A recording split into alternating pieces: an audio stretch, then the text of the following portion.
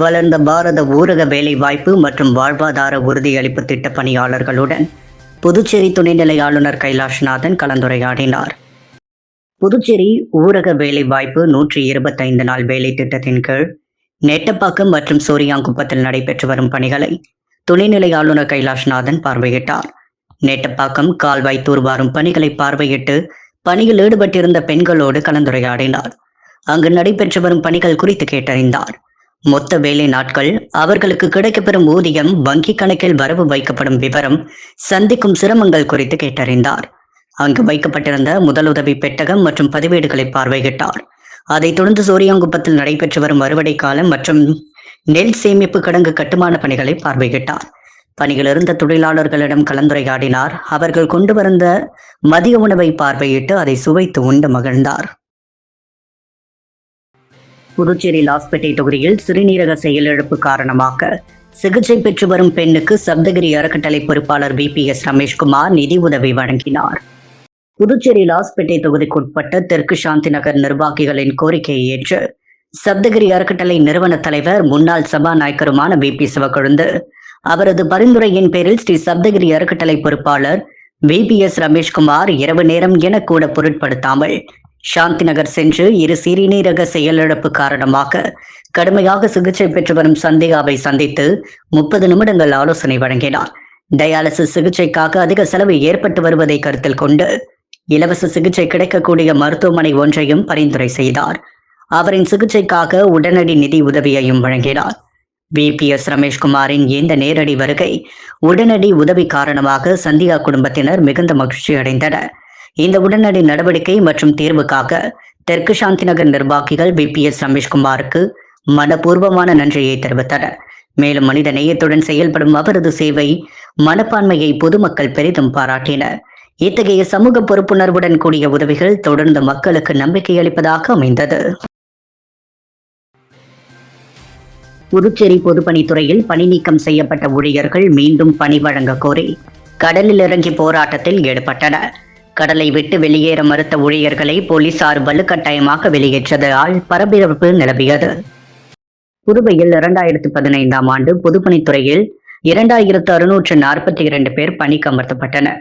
தேர்தல் நடத்தை விதிமுறை அமலில் இருக்கும்போது பணிக்கு அமர்த்தப்பட்டதால் தேர்தல் ஆணையத்தால் 2016ஆம் ஆண்டு 2642 பேரும் பணி நீக்கம் செய்யப்பட்டனர். இவர்கள் மீண்டும் பணி வழங்க வலியுறுத்தி பல கட்ட போராட்டங்கள் நடத்தி வரும் நிலையில் கடந்த 8 ஆண்டுகளாக அவர்களுக்கு பணி வழங்கவில்லை.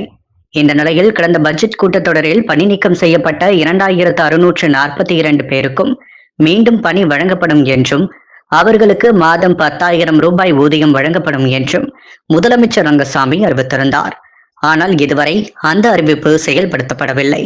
இதனை கண்டித்தும் மீண்டும் பணி வழங்க வேண்டும் என வலியுறுத்தியும் ஊழியர்கள் சங்க தலைவர் தெய்வீகன் தலைமையில் 100க்கும் மேற்பட்ட ஊழியர்கள் சங்க ஊதியம் மேலமடித்தும் ராஜா தியேட்டர் சிக்னல் அருகே சாலை மறியலில் ஈடுபட்டனர். அப்போது போலீசார் அவர்களை கைது செய்தனர். மேலும் கடலில் இறங்கி போராட்டத்தில் ஈடுபட்டனர். இதுகுறித்து தகவல் அறிந்த சம்பவ இடத்திற்கு வந்த போலீசார் கடலில் இறங்கி போராட்டம் நடத்திய ஊழியர்களிடம் பேச்சுவார்த்தை நடத்தினர். அவர்கள் ஏற்க மறுத்து கடலிலே தொடர்ந்து போராட்டத்தில் ஈடுபட்டதால் போலீசார் அவர்களை வலுக்கட்டாயமாக வெளியேற்றினர். இதனால் அங்கு சிறிது நேரம் பரபரப்பு நிலவியது. புதுச்சேரி அரசு பள்ளிகளில் பணிபுரியும் 292 ஆசிரியர்களை பணி நிரந்தரம் செய்திட வலியுறுத்தி வாயில் கருப்பு துணி கட்டியபடி தொடர் போராட்டத்தில் ஈடுபடும் இவர்களுக்கு பல்வேறு சமூக நல அமைப்பினர் ஆதரவு தெரிவித்து வருகின்றனர். புதுவை அரசு பள்ளிகளில் ஒப்பந்த அடிப்படையில் நியமிக்கப்பட்ட ஆசிரியர்கள், பாலசேவிகா மற்றும் சிறப்பு ஆசிரியர்கள், மொழி ஆசிரியர்கள் ஆகியோருக்கு உச்சநீதிமன்ற தீர்ப்பின் அடிப்படையில் விரைவில் நிரந்தர பணி வழங்கிட வேண்டும் என கடந்த 2 நாட்களாக தொடர் போராட்டத்தில் ஈடுபட்டு வருகின்றனர். இந்த போராட்டத்திற்கு அரசு எந்தவித நடவடிக்கையும் எடுக்காத நிலையில் ஆசிரியர்கள் வாயில் கருப்பு துணி கட்டியும் கருப்பு பேட்ச் அணிந்தும் போராட்டத்தில் ஈடுபட்டு வருகின்றனர். ஆசிரியர்களின் போராட்டத்திற்கு பல்வேறு அரசியல் கட்சிகள் மற்றும் சமூக நல அமைப்பினர் ஆதரவு தெரிவித்து போராட்டத்தை வலுப்படுத்தி வருகின்றனர். இது குறித்து ஆசிரியர்கள் கூறும் பொழுது, வருகின்ற குடியரசு தினத்தில் கலந்து கொள்ளாமல் தங்களின் கோரிக்கைகள் தீரும் வரை தொடர் போராட்டம் நடைபெறும் என எச்சரித்தனர். காலாப்பட்டில் பொய் புகார் கொடுத்தவர் வழக்கால் பாதித்தவரிடம் வீடு தேடி மன்னிப்பு கடிதம் கொடுத்து மன்னிப்பு கேட்ட சம்பவம் பரபரப்பை ஏற்படுத்தியுள்ளது. புதுச்சேரி பெரிய காலாப்பட்டு சுனாமி குடியிருப்பில் வசிக்கும் தம்பிராஜ் மனைவி தேவி என்பவர் காலை குடியிருப்பு மக்கள் நலசங்கத்தின் தலைவராக உள்ள குமாரிடம் வீட்டிற்கு நேரில் சென்று தான் கைப்பட எழுதிய மன்னிப்பு கடிதம் ஒன்றை கொடுத்து மன்னிப்பு கேட்டது ஆச்சரியத்தையும் வியப்பையும் ஏற்படுத்தியுள்ளது. கடந்த 2023 சஷன் கம்பெனியில் தண்ணீர் கான்ட்ராக்ட் நடத்தும் தம்பிராஜ் என்பவர் குமார் மீது கொடுத்த புகார் காரணமாக FIR நம்பர் 73/2023 குமார் மீது வழக்கு பதிவு செய்து நீதிமன்ற உத்தரவுப்படி குமார் காரைக்கால் மாவட்டத்தில் 21 நாள் கண்டிஷன் பெயிலில் கையெழுத்திட்டு ஜாமீனில் வெளியே வந்தார். இந்த வழக்கு தற்பொழுது நீதிமன்ற விசாரணை முடிந்து தீர்ப்பு வழங்கும் நிலையில் உள்ளது. இந்த நிலையில் இன்று 22ஆம் தேதி திடீரென தம்பிராஜின் மனைவி குமார் வீட்டிற்கு சென்று அண்ணா என்னை மன்னித்துவிடு, தவறு செய்து விட்டோம் என கதறி அழுது ஒரு கடிதத்தையும் கொடுத்துள்ளார். அந்த கடிதத்தில் குமாரண்ணன் அவர்களுக்கு தம்பிராஜ் மனைவி தேவி தெரிவித்துக் கொள்வது, 2023ஆம் ஆண்டு எனது மகள் தர்ஷிகா பள்ளிக்கு அழைத்து சென்ற ஆட்டோ ஓட்டுநர் அன்பழகன் என்பவர் 2 மாதம் ஆட்டோ ஃபீஸ் கொடுக்காத காரணத்தால் குழந்தையை பள்ளிக்கு அழைத்து செல்ல மாட்டேன் என்று தெரிவித்ததால் நான் அவர் மீது காவல் நிலையத்தில் புகார் அளிக்க சென்றேன். அப்போது காவல் நிலையத்தில் பணியில் இருந்த SI தன்னை விசாரித்து ஆட்டோ ஃபீஸ் கொடுக்கும்படி கூறினார். அப்போது என்னுடன் வந்த எனது கணவர் உங்கள் மீது காவல் நிலையத்தில் ஏதோ பேசி வெளியிட்ட ஆடியோவை காண்பித்தார். அப்போது நான் இதை ஏன் இப்போது சொல்கிறாய் என்று கேட்டேன். அப்போது காவல் நிலையத்தில் இருந்த SI அருள்மணி, நீங்கள் சொல்லும் ஆட்டோ ஃபீஸ் கொடுக்காதது வைத்து வழக்கு போட முடியாது, நான் சொல்வது போல் எழுது என்று சொன்னார். நான் அவர் சொல்ல நான் எழுதினேன். அதில் உள்ள வாசகங்கள் அனைத்தும் SI சொல்லியபடி எழுதப்பட்டது. ஆட்டோ ஏற்றுவது குறித்து, ஆட்டோ ஓட்டுவது குறித்து ஓட்டுநர் அன்பழகன் அவரிடமும் கேட்கவில்லை, மற்ற யாரிடமும் கேட்கவில்லை. ஆனால் நான் குமாரிடம் ஆகிய உங்களிடம் கேட்டதாகவும், பிறகு எனது கணவர் உங்களிடம் கேட்டதாகவும், அப்போது நீங்கள் அசிங்கமாக திட்டி தாக்க வந்ததாகவும் சொல்லி எழுத சொன்னார். அப்போது நான் நடக்காததையெல்லாம் ஏன் எழுத சொல்கிறீர்கள் என்று கேட்டேன். அப்போது SI உன் குழந்தையை ஆட்டோவில் ஏற்ற வேண்டுமா வேண்டாமா, ஏற்ற வேண்டாம் என்றால் நான் சொல்வது போல் எழுது என்று சொன்னார். அப்போது எனது கணவரும் அவர் சொல்வது போல் எழுதி கொடுத்து விட்டு சென்றோம். பின்னர் தான் தெரியும் உங்கள் மீது வழக்கு பதிவு செய்து இதற்காக நீங்கள் காரைக்கால் சென்று கையெழுத்திடுவதாக தெரிய வந்தது. இதனை எனது கணவரிடம் ஏன் இப்படி நடந்தது, சம்பந்தமில்லாதவரை ஏன் மாட்டிவிட்டீர்கள் என்று கேட்டு எனக்கும் எனது கணவருக்கும் சண்டை வந்தது. தற்பொழுது எனது கணவர் திடீரென உடல்நிலை பாதித்து 2 வார மருத்துவமனையில் சிகிச்சை பெற்று வீடு வந்துள்ளார். மனசாட்சிப்படி நாங்கள் செய்தது தவறு என தெரிந்ததால் தங்களிடம் வருத்தம் தெரிவித்து இந்த மூலம் கடிதம் வாயிலாக வருத்தம் தெரிவிக்கிறேன் என அந்த கடிதத்தில் தெரிவித்துள்ளார். மறைந்த ஓய்வு பெற்ற நீதிபதி டேவிட் அனுசாமியின் உடலுக்கு 21 குண்டுகள் முழங்க அரசு மரியாதையுடன் அடக்கம் செய்யப்பட்டது.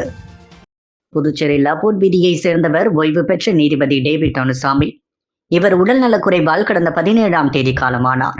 அவர் வயது 99 இருந்த நிலையில் அரசின் பல்வேறு உயர் பதவிகள் வகித்த அவரது உடலுக்கு அரசு சார்பில் மரியாதை செலுத்த வேண்டும் என பல்வேறு அமைப்புகள் கோரிக்கை விடுத்தன. இதையடுத்து மறைந்த ஓய்வு பெற்ற நீதிபதி டேவிட் அனுசாமியின் உடலுக்கு இன்று அரசு சார்பில் மரியாதை செலுத்தப்படும் என சார்பு செயலர் கிரண் தெரிவித்திருந்தார். அதன்படி அவரது உடலுக்கு தேசிய கொடி போற்றி அஞ்சலி செலுத்தப்பட்டது. இந்த நிலையில் புதுச்சேரி வீதியில் வைக்கப்பட்ட அவரது உடலுக்கு அரசியல் கட்சி பிரமுகர்கள், நீதிபதிகள், வழக்கறிஞர்கள் பலர் கலந்து கொண்டு மலர் வளையம் வைத்து அஞ்சலி செலுத்தினர். தொடர்ந்து அவரது குடும்பத்தாருக்கு ஆறுதல் தெரிவித்தனர். அவரது உடல் உப்பளம் கல்லறையில் இன்று 21 குண்டுகள் முழங்க அரசு மரியாதையுடன் இறுதி அஞ்சலி செலுத்தப்பட்டு உடல் அடக்கம் செய்யப்பட்டது. ஓசூடு தொகுதி கூடப்பாக்கத்தில் எல் வடிவ வாய்க்கால் அமைக்கும் பணியினை தொகுதியில் சட்டமன்ற உறுப்பினர் சாய்ஜி சரவணகுமார் துவக்கி வைத்தார். புதுச்சேரி வில்லியனூர் கொம்யூன் ஓசூடு சட்டமன்ற தொகுதிக்குட்பட்ட கூடப்பாக்கம் கிராம சாலையில் அமைந்துள்ள ஒத்துக்குமர நகரில் எல் வடிவ வாய்க்கால் கட்டுமான பணிக்கு புதுச்சேரி பொதுப்பணித்துறை கட்டிடங்கள் மற்றும் சாலைகள் கூட்டம் மூலம் 8,31,000 ரூபாய் மதிப்பீடிலான பூமி பூஜை நடைபெற்றது. இந்நிகழ்ச்சியில் ஓசூடு தொகுதி சட்டமன்ற உறுப்பினர் சாய்ஜி சரவணகுமார் கலந்து கொண்டு விழாவிற்கு தலைமை தாங்கி பூமி பூஜை செய்து துவக்கி வைத்தார். இந்நிகழ்ச்சியில் புதுச்சேரி பொதுப்பணித்துறை தலைமை பொறியாளர் வீரசெல்வம், கட்டிடங்கள் மற்றும் சாலைகள் கூட்ட செயற் பொறியாளர் வைத்தியநாதன், உதவி பொறியாளர் ஜலீல், இளநிலை பொறியாளர் தேவர் மற்றும் சமூக சேவகர் சாய்ஜே தியாகராஜன், முன்னாள் தொகுதி தலைவர் ஐயனார், தொகுதி தலைவர் முத்தாலு முரளி, நிர்வாகிகள் கணபதி, பூபாலன், பாலு, முரளி, குப்புசாமி, சிவகுரு, ரமேஷ், வேலாயுதம், ஐயனார் உட்பட கிராம பிரமுகர்கள், ஊர் பொதுமக்கள் திரளாக கலந்து கொண்டு விழாவினை சிறப்பித்தனர். வில்லியனூர் தட்டாஞ்சாவடி கிராமத்தில் 56 லட்சம் ரூபாய் செலவில் தார்ச்சாலை அமைக்கும் பணியினை எதிர்க்கட்சித் தலைவர் சட்டமன்ற உறுப்பினர் சிவா துவக்கி வைத்தார். புதுவை வில்லியனூர் சட்டமன்ற தொகுதி வில்லியனூர் தட்டாஞ்சாவடி கிராமத்திற்குட்பட்ட காந்திநகர் பகுதியில் உள்ள குறுக்கு தெருக்களுக்கு 35,93,299 ரூபாய் செலவில் தார்ச்சாலை அமைக்கும் பணி மற்றும் ரங்கசாமி நகருக்கு 19,74,637 ரூபாய் செலவில் தார்ச்சாலை அமைக்கும் பணி என மொத்தம் 55,67,936 ரூபாய் சட்டமன்ற உறுப்பினர் மேம்பாட்டு நிதியிலிருந்து ஒதுக்கீடு செய்யப்பட்டு வில்லியனூர் கொம்யூன் பஞ்சாயத்து மூலம் மேற்கொள்ளப்பட உள்ள பணிக்கான பூமி பூஜை நிகழ்ச்சி இன்று காலை நடைபெற்றது. நிகழ்ச்சியில் தொகுதி சட்டமன்ற உறுப்பினரும் எதிர்க்கட்சி தலைவருமான சிவா கலந்து கொண்டு தார்ச்சாலை அமைக்கும் பணியினை பூஜை செய்து துவக்கி வைத்தார். இதில் வில்லியனூர் கொம்யூன் பஞ்சாயத்து ஆணையர் பிரபாகரன், உதவி பொறியாளர் சத்யநாராயணன், ஒப்பந்ததாரர் சந்தோஷ்குமார் மற்றும் ஊர் முக்கியஸ்தர்கள் சரவணன், ராமதாஸ், முத்து, அன்பு, ரவி, பன்னீர்செல்வம், கோதண்டன், கூட்டணி கட்சியினர், பொதுமக்கள் உட்பட பலர் கலந்து கொண்டனர். கடலோர காவல் படையின் கொண்டாட்டத்தின் ஒரு பகுதியாக புதுவையிலிருந்து சென்னை நோக்கி புறப்பட்ட பைக் பேரணியை டிஐஜி டசிலா துவக்கி வைத்தார். இந்திய கடலோர காவல் படையின் 50ஆம் ஆண்டு கொண்டாட்டத்தின் ஒரு பகுதியாக தூத்துக்குடியில் துவங்கிய பைக் ராலி ராமேஸ்வரம், காரைக்கால் வழியாக நேற்று புதுச்சேரி கடலோர காவல் படை தலைமையகத்தை வந்தடைந்தது. புதுவையிலிருந்து சென்னை நோக்கி புறப்பட்ட பைக் ராலியை இந்திய கடலோர காவல் படை புதுச்சேரி மற்றும் மத்திய தமிழ்நாடு பகுதியின் கமாண்டர் ஜிஐஜி எஸ் டசிலா கொடியசைத்து துவக்கி வைத்தார். அப்போது கடற்படை அதிகாரிகள் பலர் உடனிருந்தனர். புதுச்சேரி வம்பாக்கீரப்பாளையம் துறைமுகம் அருகே கவிழ்ந்த நிலையில் இருந்த படகில் மீன்பிடிக்க சென்ற மீனவர்கள் 2 ஒருவர் மீட்கப்பட்ட நிலையில் மற்றொருவரை கடலோர காவல் படையினர் தீவிரமாக தேடி வருகின்றனர். புதுச்சேரி வீராம்பட்டினத்தை சேர்ந்த மீனவர்கள் சிலர் இன்று காலை மீன்பிடிக்க படகில் சென்றனர். வம்பாக்கீரப்பாளையம் துறைமுகத்திலிருந்து 14 மைல்கள் தூரம் அவர்கள் சென்றபோது அங்கு ஒரு படகு கவிழ்க்கப்பட்ட நிலையில் கிடந்துள்ளது. அதிலிருந்த என்ஜினுடன் சுற்றி கொண்டிருந்த போது சந்தேகத்தின் பேரில் வீராம்பட்டினம் மீனவர்கள் அந்த படகில் அருகில் சென்று பார்த்த பொழுது படகில் ஆட்கள் யாரும் இல்லை. படகில் இருந்த செல்போன் ஒலித்துக் கொண்டிருந்தது. இதையடுத்து அந்த செல்போனை எடுத்து வீராம்பட்டினம் மீனவர்கள் பேசியுள்ளனர். அப்போது புதுவை பொம்மையார்பாளையம் மாரியம்மன் கோவில் வீதியை சேர்ந்த கபிலனின் மகன் கரிகாலன், சோலை நகரை சேர்ந்த அவரது மைத்துனர் இருசப்பனின் மகன் விவேக் ஆகியோர் இன்று காலை மீன்பிடிக்க கடலுக்குள் சென்றுள்ளனர். இதையடுத்து அவர்கள் இருவரும் ஆபத்தான நிகழ்ந்ததை உணர்ந்த அந்த மீனவர்கள் கடலோர காவல் நிலையத்திற்கு தகவல் தெரிவித்துள்ளனர். மீனவர்களும் கடலில் மாயமான 2 பேரையும் தேடும் முயற்சியில் ஈடுபட்டனர். விரைந்து தேடும் பணியில் ஒருவர் கடலில் தத்தளித்துக் கொண்டிருந்தார். அவரை மீட்ட மீனவர்கள் கரிகாலனை தேடும் முயற்சியில் ஈடுபட்டனர். அப்போது எங்கு தேடியும் கரிகாலன் கிடைக்காத நிலைகள் மீதமுள்ள மீனவர்களுக்கும் தகவல் தெரிவிக்கப்பட்டது. இதையடுத்து அந்த மீனவர்களும் கரிகாலனை தேடும் பணியில் ஈடுபட்டுள்ளனர். கரைக்கு திரும்பிய மீனவர் கடலில் இருக்கும் மற்ற மீனவர்களுக்கு இது குறித்து தகவல் தெரிவித்ததை அடுத்து கரிகாலனை தேடும் முயற்சியில் ஈடுபட்டுள்ளனர். இதனிடையே நடுக்கடலில் இருந்த அவர்கள் படகை மீனவர்கள் மீட்டு சோலை நகர் கடற்கரை பகுதிக்கு கொண்டு வந்துள்ளனர். புதுச்சேரி சட்டப்பேரவை தேர்தல் நெருங்கும் நிலையில் புதுச்சேரிக்கான நடைப்பயணம் எனும் தலைப்பில் காங்கிரஸ் கட்சி பாத யாத்திரையை துவங்கியது. இதையொட்டி காங்கிரசார் வீதி வீதியாக சென்று மக்களை சந்தித்து புதுச்சேரி என்ஆர் காங்கிரஸ் பாஜக கூட்டணி அரசின் குறைகள் குறித்து துண்டு பிரசுரங்களை வழங்கி வருகின்றனர். புதுவையில் ஆளும் என்ஆர் காங்கிரஸ் பாஜக அரசின் செயல்பாடுகளை கண்டித்தும் நேர்மையான நிர்வாகத்தை அளிப்பது, இளைஞர்களுக்கு வேலை வாய்ப்பை ஏற்படுத்தி கொடுப்பது, பொது சொத்துக்களை பாதுகாப்பது, அதிகாரத்தில் இருப்பவர்களிடமிருந்து மக்களை காப்பாற்றுவது என்ற குறிக்கோளுடன் புதுச்சேரியில் உள்ள 23 தொகுதிகளில் காங்கிரஸ் கட்சி சார்பில் 12 நாள் பாத யாத்திரை நடைபெறுகிறது. முத்தியால்பேட்டை பெருமாள் கோவில் தெருவில் இந்த நடைப்பயணத்தை கட்சியின் மேலிட பொறுப்பாளர் கிரிஷ் சோடாங்கர் துவக்கி வைத்தார். இதையொட்டி புதுவை மாநில காங்கிரஸ் தலைவர் வைத்திலிங்கம் எம்பி தலைமையில் முத்தியால்பேட்டை தொகுதியில் உள்ள பல்வேறு தெருக்களிலும் பல்வேறு ஊர்வலமாக சென்று மக்களை சந்தித்து காங்கிரசார் துண்டு பிரசுரங்களை வழங்கினர். இந்த நிகழ்ச்சியில் முன்னாள் முதல்வர் நாராயணசாமி, முன்னாள் அமைச்சர்கள் கந்தசாமி, ஷாஜகான், கமலக்கண்ணன், காங்கிரஸ் துணைத் தலைவர் தேவதாஸ், முன்னாள் அரசு கொறடா ஆனந்தராமன், முத்தியால்பேட்டை தொகுதி நிர்வாகி ஈரம் ராஜேந்திரன் மற்றும் நிர்வாகிகள், காங்கிரஸ் கட்சியின் மகளிர் அணி உட்பட பல்வேறு அணியினர் கலந்து கொண்டனர். மேலும் காங்கிரஸ் தலைவர்கள் ராகுல் காந்தி, பிரியங்கா காந்தி ஆகியோரின் படங்களுடன் கூடிய முகக்கவசங்களை பலர் அணிந்தபடி முத்தியால்பேட்டை தொகுதி முழுவதும் வலம் வந்தனர். காலாப்பட்டில் கருங்கல் கொட்டும் பணி முழுமையாக நடைபெறாமல் நிறுத்தி வைக்கப்பட்டுள்ளதை அடுத்து இதுகுறித்து விசாரணை செய்ய மக்கள் நல சங்கத்தினர் கவர்னர் தலைமை செயலரிடம் புகார் மனு அளித்தனர். புதுச்சேரி காலாப்பட்டு சுனாமி குடியிருப்பு மக்கள் நல சங்கம் சார்பில் அதன் தலைவர் குமார், செயலாளர் ஆனந்தன், இணை செயலாளர் பிரகாஷ், பொருளாளர் சேகர் ஆகியோர் புதுச்சேரி ஆளுநர் மற்றும் தலைமை செயலரிடம் விரிவான புகார் ஒன்றை அளித்துள்ளனர்.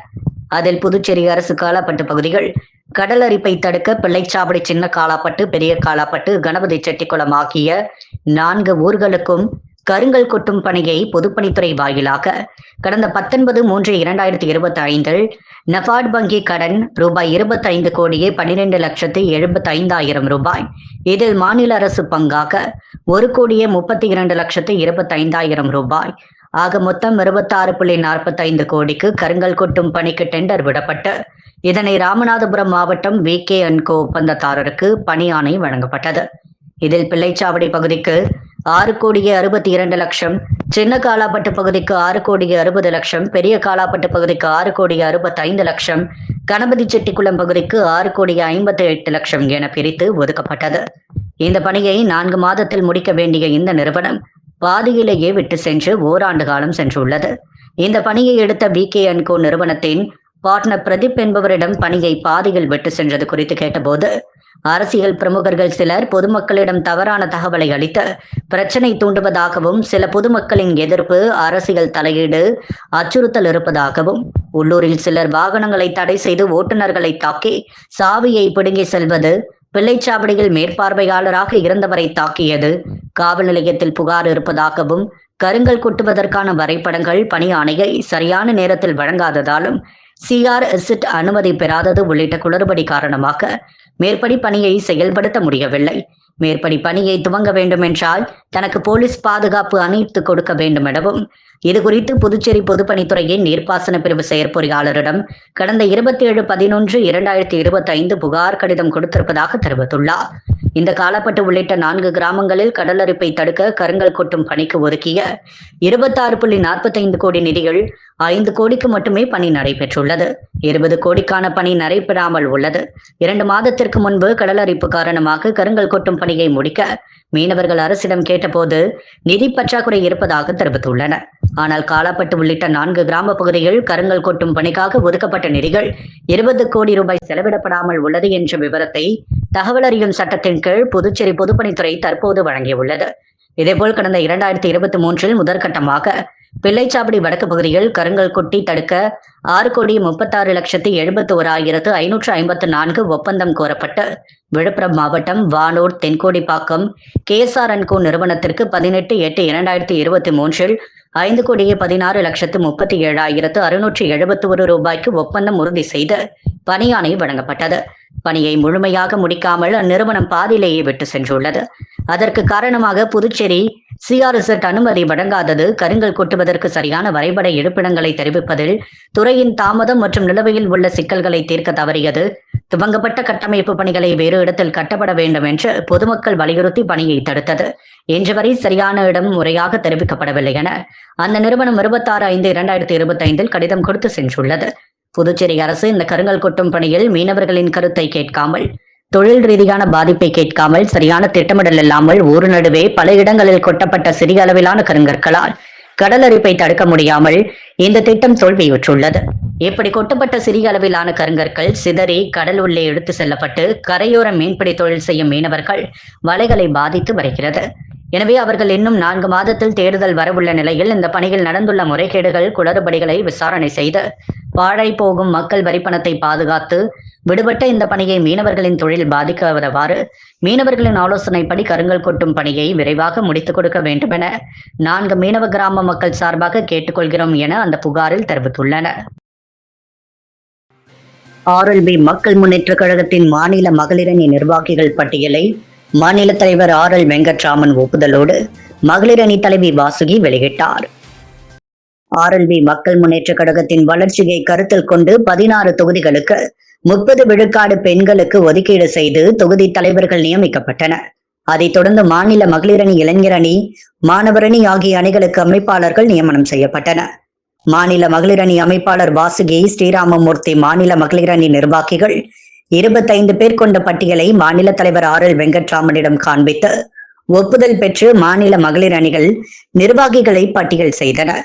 அதன்படி தலைவராக வாசுகி ஸ்ரீராமமூர்த்தி, துணைத் தலைவராக ரூபினி உமா, பொதுச் செயலாளராக டாக்டர் கீதா, பொருளாளராக லட்சுமி பிரியா, செயலாளராக அமுதா பிரீத்தி, இணை செயலாளராக கீர்த்தி தனஸ்ரீ, துணை செயலாளராக ஜோசபின் சித்ரா, உதவி செயலாளராக தீனா சுப்புலட்சுமி ஜெயபிரியா, செயற்குழு உறுப்பினர்களாக ராதா, அபிநயா, சுகுணா, காமாட்சி, பாத்திமா, ஹன ராஜேஸ்வரி, ஜெயலட்சுமி, நாகவல்லி, தரணிபாய், அன்புக்கரசி, விஜயலட்சுமி ஆகிய 11 பேர் மாநில மகளிர் அணி செயற்குழு உறுப்பினர்களாக நியமிக்கப்பட்டுள்ளனர் என்று தெரிவித்தார். தட்டாஞ்சாவடி தொகுதி பிரச்சனைகள் குறித்து நமது மக்கள் கழக தலைவர் நேரு தலைமையில் பொதுப்பணித்துறை அதிகாரியை சந்தித்து கோரிக்கை மனு வழங்கப்பட்டது. நமது மக்கள் கழக தலைவர் சட்டமன்ற உறுப்பினர் நேரு தலைமையில் தட்டாஞ்சாவடி தொகுதி நமது மக்கள் கழக கட்சியின் பொறுப்பாளரும் கழக செயலாளருமான விநாயகம் தட்டாஞ்சாவடி தொகுதி வேலநகர் பகுதியில் குடிநீர் 3 பிரச்சினை பற்றி புகார் பொறியாளரிடம் அளித்தான். அந்த மனுவில் உழவர்கரை நகராட்சி, தட்டாஞ்சாவடி தொகுதிக்குட்பட்ட வேலநகர், வினோபா நகர், ஜெயராம் கார்டன், வெங்கடேஸ்வரா நகர், லட்சுமி நகர், கொட்டுப்பாளையம், செயின்ட் பால்பேட் போன்ற பகுதிகளில் பொதுப்பணித்துறை சுகாதார கோட்டம் மூலம் வழங்கப்படும் குடிநீர் மாசு கலந்த TDS அதிகம் உள்ள நிலையில் பருக உகந்த நிலைமை இல்லாத குடிநீர் பொதுமக்களுக்கு வழங்கப்படுவதாக தெரிகிறது. இப்படி மாசுபட்ட குடிநீரை உட்கொள்வதால் சிறுநீரக கோளாறு தாக்கத்தால் ஏற்படும் இணை நோய்களான மஞ்சள் காமாலை நோய், நரம்பு மண்டல பாதிப்பு, நுரையீரல் பாதிப்பு, சுவாச கோளாறு, சரும நோய் போன்ற நோய்களுக்கு ஆளாகி அரசு மற்றும் தனியார் மருத்துவமனைகளில் தங்கி சிகிச்சை பெறுவது தொடர்கதையாகி வருகிறது.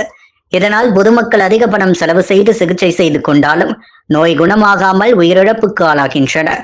ஆகையால் இப்பகுதி மக்கள் நலன் கருதி பொதுப்பணித்துறை சுகாதார கோட்டம் மூலம் வழங்கப்படும் குடிநீர் சுகாதாரமான நிலையில் உள்ளதா, பருக ஏற்றதா என்பதை தங்கள் துறையினர் ஆய்வு செய்து பொதுமக்களுக்கு பருக உகந்த சுகாதாரமான குடிநீரை வழங்க நடவடிக்கை எடுக்க வேண்டும் என்றார். புதுச்சேரி யூனியன் பிரதேச மாணவர்கள் கூட்டமைப்பு நிறுவனர் சுவாமிநாதன் புதியதாக துவங்க இருக்கின்ற கட்சியின் நிர்வாகிகள் தேர்வுக்கான நேர்காணல் நடைபெற்றது.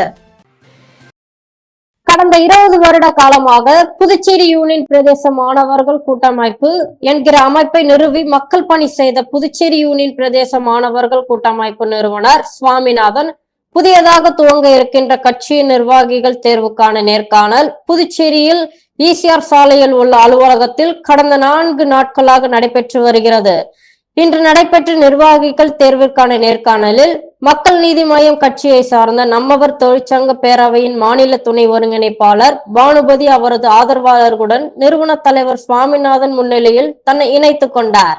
மேலும் பல்வேறு சமூக பணிகளில் ஈடுபட்டு வரும் சமூக ஆர்வலர் டேவிட் ஜோசப், புதுச்சேரி பாட்டாளி மக்கள் கட்சியில் செயல்பட்டு வந்த மண்டல நிர்வாகி மண்ணாடிப்பட்டு பகுதியை சேர்ந்த சிவகுமார், புதுச்சேரி சட்ட பஞ்சாயத்து இயக்கத்தின் நிர்வாகியும் வழக்கறிஞருமான ஜேபின் லாசரஸ், சமூக ஆர்வலர் ரூபன் ஜார்ஜ், சட்டக்கல்லூரி மாணவி ஈவோன் கிறிஸ்டின், மனிதனை மனிதனாய் நேசிப்போம் அறக்கட்டளை ராஜேஷ், சமூக செயல்பாட்டாளர் தமிழ்ச்செல்வன், டேவிட் ஜானகிராமன் ஆகியோர் தலைமையில் 8 குழுவினர்களாக நிர்வாகிகள் தேர்வில் பங்கெடுத்தனர்.